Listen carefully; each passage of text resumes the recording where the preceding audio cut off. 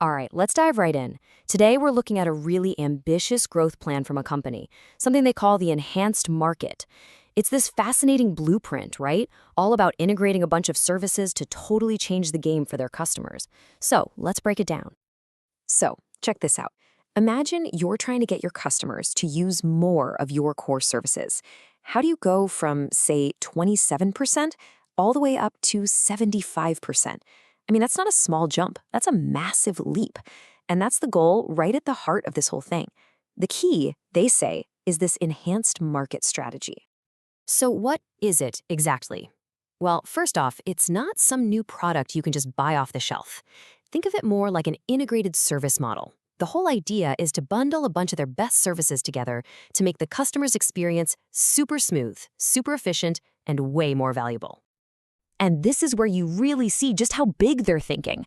Okay, so right now, they're at 27% of customers using this model. The short-term goal? Get that to 35% by the end of the year.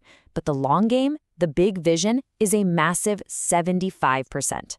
I mean, looking at this chart really shows you the mountain they're planning to climb. So, the big question is, how are they going to pull this off? Well, there's no single magic bullet here. It's all about synergy. Getting all these different powerful pieces to work together to create something that's way bigger than what any single piece could do on its own. And these are the actual gears in that engine. We're talking about things like premium listings, their own in-house loans, and this really powerful CRM software for agents called Follow Up Boss. Then you throw in stuff like live tour tech and even a whole new construction division, and you start to see how it all clicks together to build that one seamless journey for the customer. And is it working? Well, look at the digital side of things. Get this. A staggering 96% of their customer connections are already being managed through that Follow Up Boss software. That's huge. It proves the digital backbone of this whole strategy isn't just there, it's being used like crazy. But, okay, what about the money, the bottom line? The company thinks this whole integrated service setup could bring in an extra $1 billion in revenue. That's billion with a B. So yeah, that's the massive financial prize they're chasing here.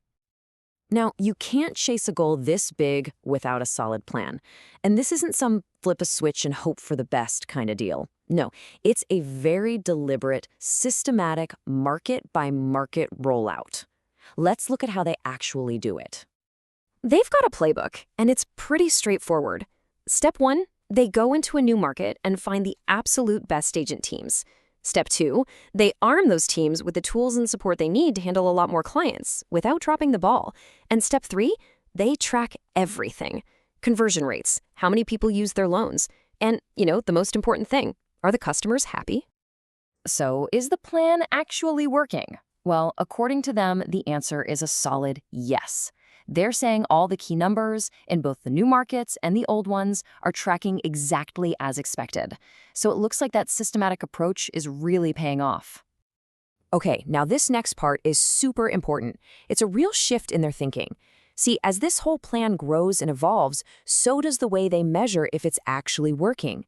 They're basically telling everyone, hey, stop looking at this old simple number. We need you to focus on something that's way more meaningful. And here's the change, plain and simple.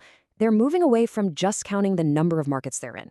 The new North Star, the metric that really tells the story, is something they call the connection ratio.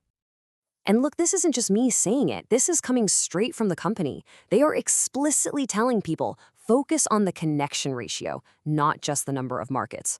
Why? Because it's a much, much better way to measure their real impact.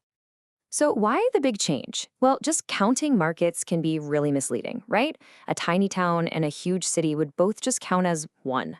The connection ratio, on the other hand, measures the actual percentage of customers they're truly serving in those areas. It's just a way more honest and precise way to track real progress. But of course, a plan this big is never easy. There are always challenges. And the big one here is actually pretty fascinating. It's this natural tension, this friction between how fast digital tech moves and, well, how slowly human relationships are built. Think about it like this. The digital stuff, that's the easy part. It moves at lightning speed. You can roll out software like Follow Up Boss to everyone overnight.